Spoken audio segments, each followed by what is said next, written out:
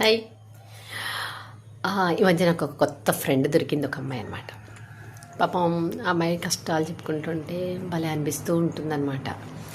So ఏంటా అంటే మొన్నే చెప్పిందనమాట ఓ విషయం. ఏంటా అనేది అది మీతో పంచుకుందామని చేస్తున్నాను అనమాట.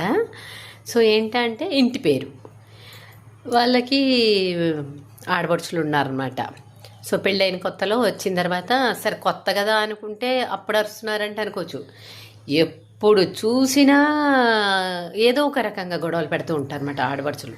ఎలాగంటే చెప్పింది, అసలు నోరు కూడా ఎత్తదంటే ఈ అమ్మాయి.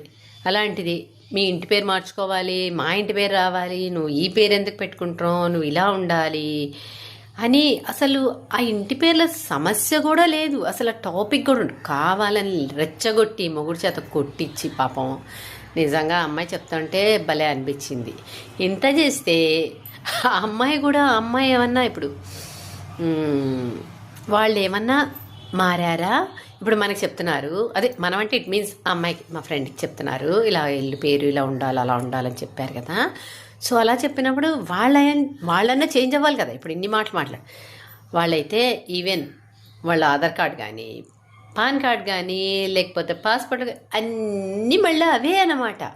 వాళ్ళ పుట్టిన పేర్లే ఉంటాయి. అత్తింటికి వెళ్ళాక అత్తింటి పేరు అక్కడ అసలుకే మార్చుకోరు వాళ్ళు.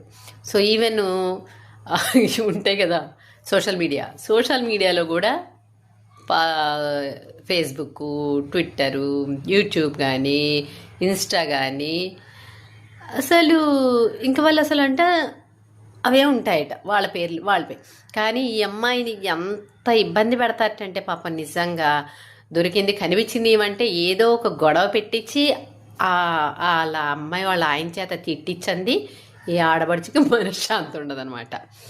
సో ఇలాంటి వాళ్ళని చూస్తే నాకు అదే అనిపించింది, అమ్మాయికి ఏం సలహా ఇస్తాం? ఇలాంటి వాళ్ళకి సలహాలు ఏమి ఉండవు, బాధపడటం తప్ప. ఇక వాళ్ళ ఏమంటారు ఎవరి వాళ్ళ ఇదే ఉంటాయి. పాపం నిజంగా ఈ అమ్మాయి ఏం మాట్లాడకుండా అలా చూస్తూ ఉంటుంది. ఎప్పుడన్నా అదే అనుకుంటా అనమాట, ఈ అమ్మాయికి ఇలా సలహా ఇద్దామా నీకు ఈసారి వచ్చినప్పుడు అని. కానీ ఆ అమ్మాయి మళ్ళీ ఎంత గట్టిదంటే ఆడబడిచట వాళ్ళ ఇంటి వైపు ఎవరు కూడా అడగడానికి నోర్లు తెరవనీదు. ఈ అమ్మాయి ఒప్పుకోదు కూడా.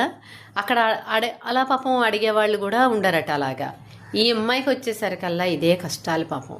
అదే అనిపించింది, ఆడవాళ్ళు చాలా రకరకాల విషయాలు ఆడవాళ్ళ వల్లే బాధలు పడుతూ ఉంటారు.